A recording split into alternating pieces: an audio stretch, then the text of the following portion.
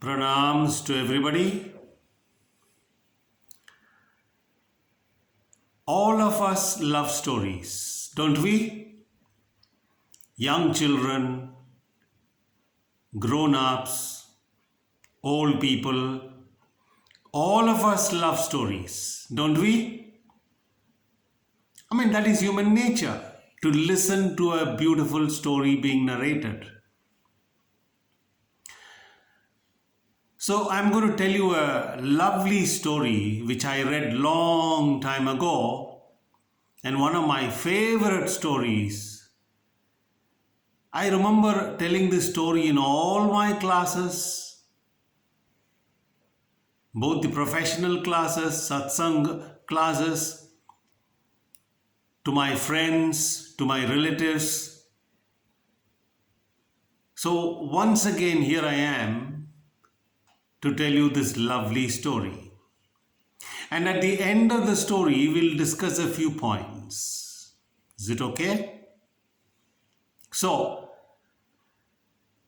a long time ago, Lord Vishnu took his vehicle Garuda, living vehicle Garuda,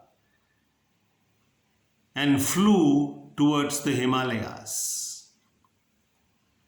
He got down in front of Mount Kailash, left his living vehicle Garuda there, and entered the grand natural arch which was there in front of Mount Kailash, in front of Shiva's abode. So Lord Vishnu told Garuda to wait for him to return back and stay there. And so Vishnu disappeared behind the arch. Maybe he had a meeting with Lord Shiva. Garuda was seated alone in the majestic Himalayas, surrounded by snow-clad peaks all over, brilliant, beautiful scenery. And he was admiring all those beautiful mountains, the snow, the stillness, the chill wind.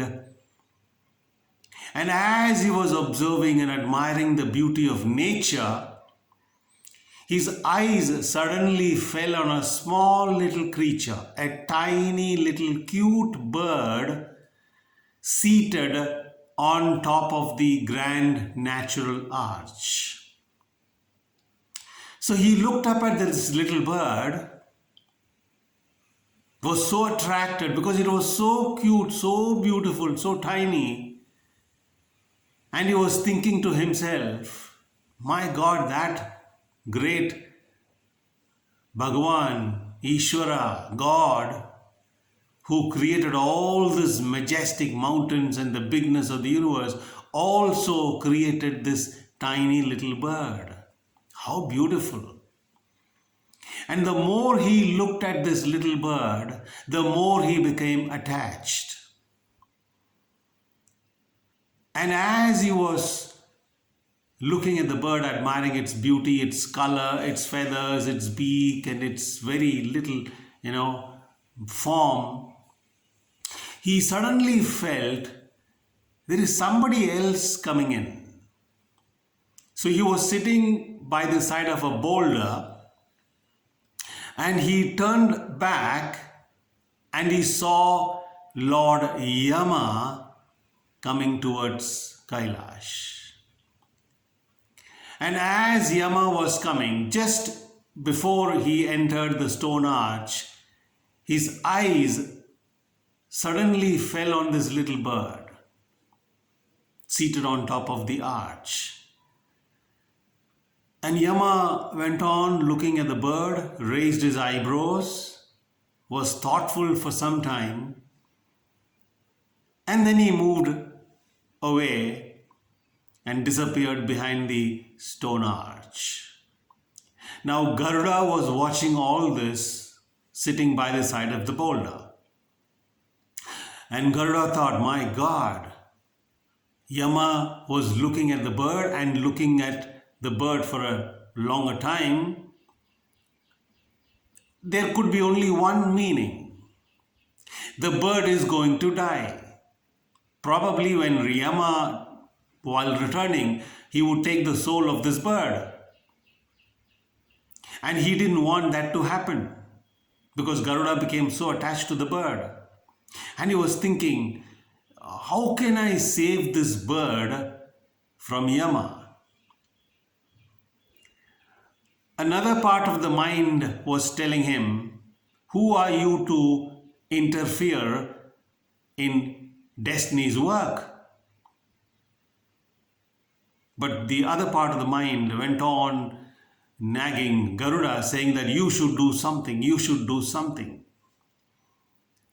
And finally, Garuda decided that he will save this little bird from the clutches of Yama. So he flew up, took this little bird on its back, and flew far away at lightning speed, very far away, to a place called Dandakaranyam, and left this small little bird near a stone by the side of a stream. And then he looked at the bird and said, I have saved you from the clutches of Yama. Take care. Love you.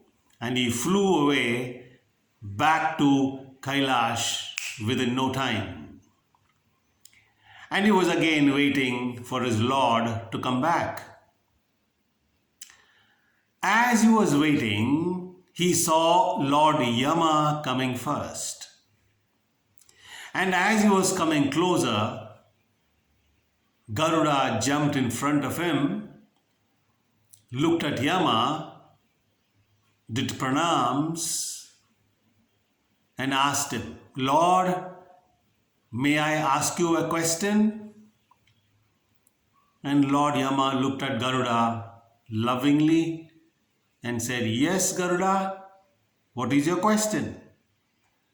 And Garuda said, Lord, when you were coming into Kailash to meet Lord Shiva, I was watching you and I saw you look at the tiny bird seated on top of the stone arch, and you were looking at it, observing it, and you were thoughtful, and then you walked away. May I ask you why you were looking at the bird so intently? Yama looked at Garuda and said, oh, yeah, I almost forgot. In fact, when I was coming in, my eyes fell on this little bird, and then it occurred to me that this tiny bird has to die in a few moments, and it is ready to take a new birth, and so this bird has to die in a place called Dandakaranyam, by the side of a small rock, by the side of a stream. I was wondering how this tiny little bird will travel such a far away place in such a short time. And then I forgot. Yama looked at Garuda, gave a very enigmatic smile, and walked away.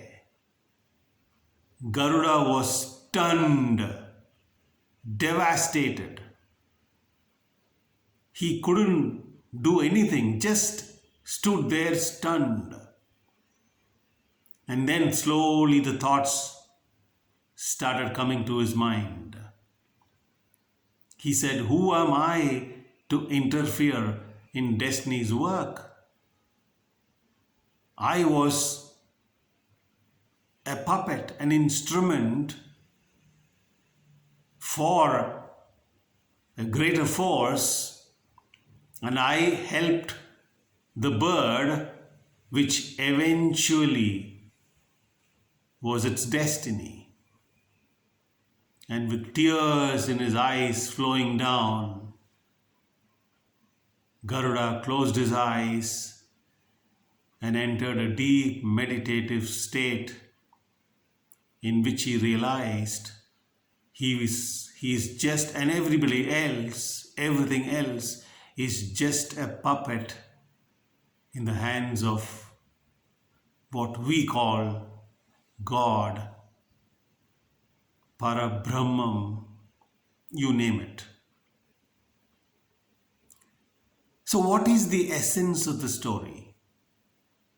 Is everything predetermined? Is there destiny? So, what is free will then?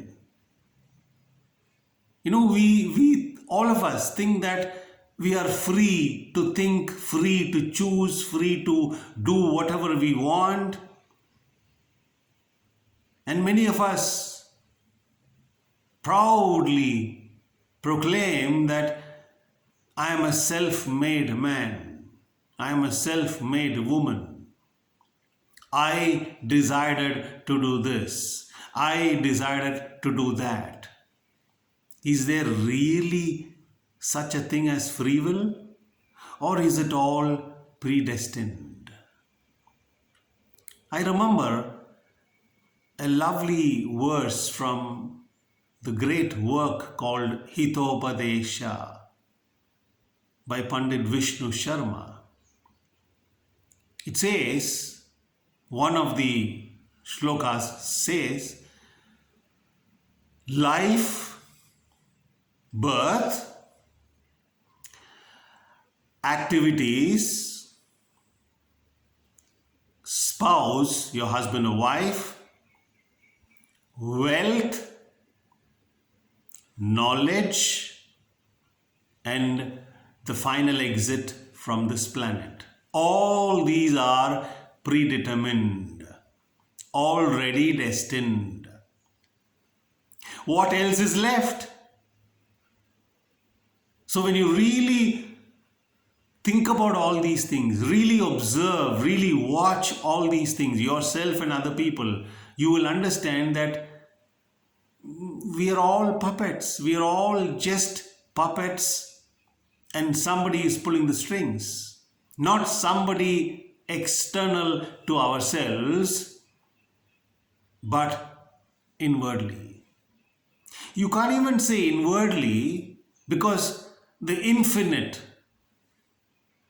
the consciousness, is the only thing there is. That's what the wise ones keep saying. So consciousness plays. We are all mere puppets. Isn't that so? Now, you don't have to agree with me, but think about it.